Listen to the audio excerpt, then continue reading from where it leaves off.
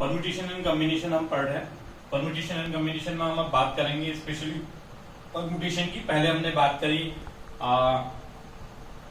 Fundamental principle of counting.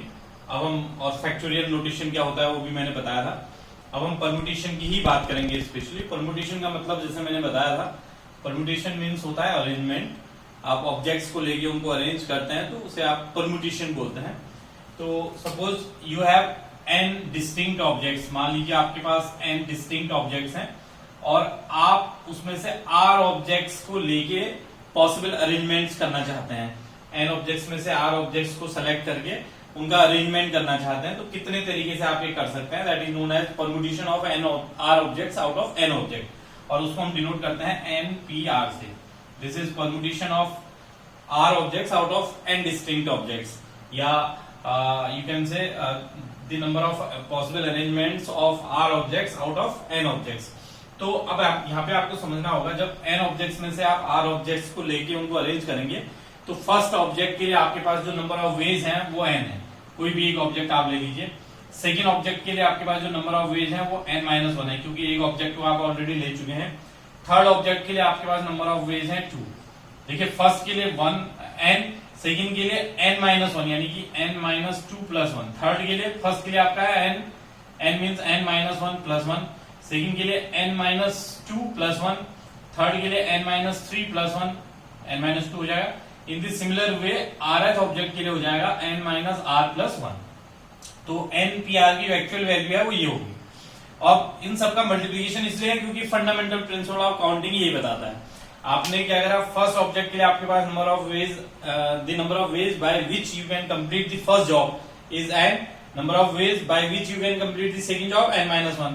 इस तरीके से rth ऑब्जेक्ट के लिए ये हैं। तो साइमल्टेनियसली अगर सारे जॉब को आपको फिनिश करना है तो इन सबके प्रोडक्ट के इक्वल आ जाएगा। अब इसको हम कुछ इस तरीके से लिख सकते हैं n-1 n-2 n-r + 1। यहां तक हम चले जाते हैं। इससे भी हम आगे बढ़ते हैं, इससे कम करेंगे तो n-r, नेक्स्ट आएगा n-r-1, so up to last में 3 2 1, यहां तक आप जाएंगे। लेकिन आपने क्या करा, यहां से लेके यहां तक के ऑब्जेक्ट्स को इंक्लूड करा, एडिशनल ऑब्जेक्ट्स आपने डाले जो कि थे नहीं। इतने टर्म्स एडिशनल दिए हैं तो इतने टर्म्स से हम डिवाइड भी कर देंगे उसको बैलेंस करने के लिए। n-r n-r-1 so up to 3 2 1। और फैक्टोरियल नोटेशन में हमने पढ़ा कि अगर आप n से स्टार्ट कर रहे हैं और कंजिक्यूटिवली जो नंबर्स हैं उनको लेके 1 तक आप जा रहे हैं, 3 2 1 लास्ट 1 तक आ जा रहे हैं, और जो मल्टीप्लीकेशन है वो कर रहे हैं, तो उसको हम बोलते हैं n फैक्टोरियल। तो this will be n factorial.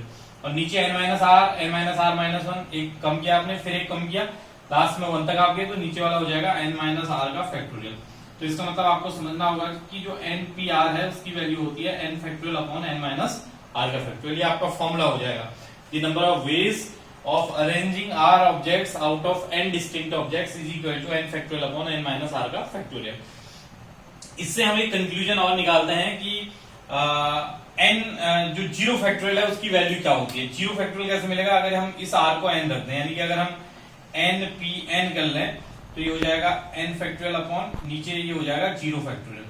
तो अगर हम npn की बात करें, n में से n ऑब्जेक्ट्स को आपने लेना है तो ये और आगे बढ़ जाता, इसके बाद n-r-1 आता और ये 1 तक चले जाता है, यानी कि टोटल की वैल्यू npn की वैल्यू हो जाती है n factorial.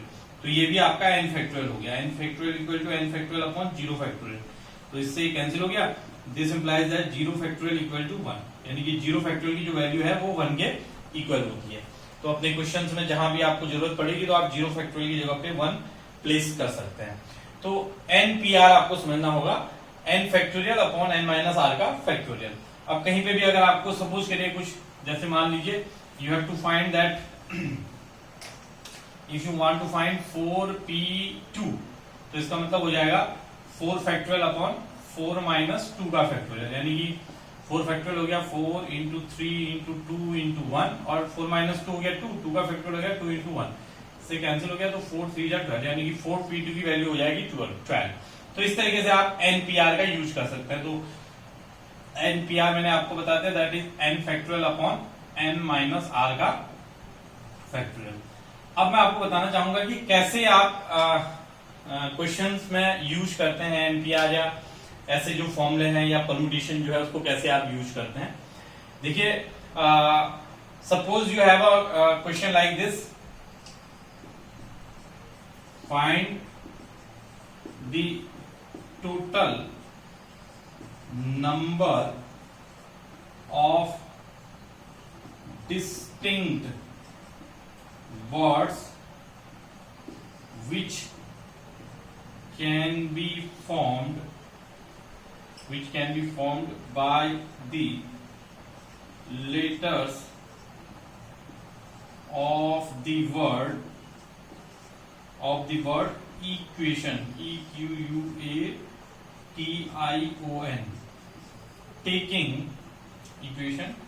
taking all at a time. सभी को एक समय आपने लेना है। तो आप देखें तो 1 2 3 4 5 6 7 8 लेटर्स है और सारे के सारे लेटर्स इसमें डिफरेंट हैं। तो आप समझिए जब आपको कितने वर्ड्स आप बना सकते हैं और इसमें एक लाइन और ऐड हो सकती है, it doesn't matter words is meaningful और मीनिंगलेस। तो ऐसी केस में आपको समझना होगा कि आपको 1 2 3 4 5 6 7 8 लेटर्स में से 8 लेटर्स को लेके आपको वर्ड्स फॉर्म करने हैं। तो it will be 8p8, that is 8 factorial upon 8 minus 8 का factorial. It will be 8 factorial upon 0 factorial. हमें मालूम है 0 फैक्टोरियल 1 होता है, तो 8 फैक्टोरियल आ जाएगा। 8 factorial means 8 into 7 into 6 into 5 into 4 into 3 into 2 into 1 multiply कर दीजिए, आपका आंसर आ जाएगा। अब इसी क्वेश्चन में ये बोल सकता था कि find the number of distinct words which can be formed by the letters of the word equation taking 4 at a time। तो अगर 4 at a time बोलता तो फिर ये 8p4 हो जाता। तो यहाँ पे आपको समझना होगा कि ऐसे क्वेश्चन को आप कैसे करेंगे, तरीका क्या है। तो आपका NPR वहां पे यूज होगा। अब ये तो वो वर्ड है जिसमें सारे लेटर्स डिफरेंट हैं। अब अगर कहीं पे लेटर आपके रिपीट हो रहे हैं तो उसके लिए क्या आप यूज करेंगे, कैसे आप उस तरीके के क्वेश्चन करेंगे, ऐसा भी मैं एक एग्जाम्पल आपको बताता हूं। Suppose you have to find the number of word which can be formed by the letters of the word permutation। Suppose आपको इस वर्ड के लेटर्स को लेके, सारे लेटर्स को एक साथ लेके वर्ड फॉर्म करने हैं। कितने वर्ड आप फॉर्म कर सकते हैं? तो उस केस में एक फॉर्मूला होता है कि if you have n objects and you want to make arrangement, possible arrangement in those n objects, p alike of one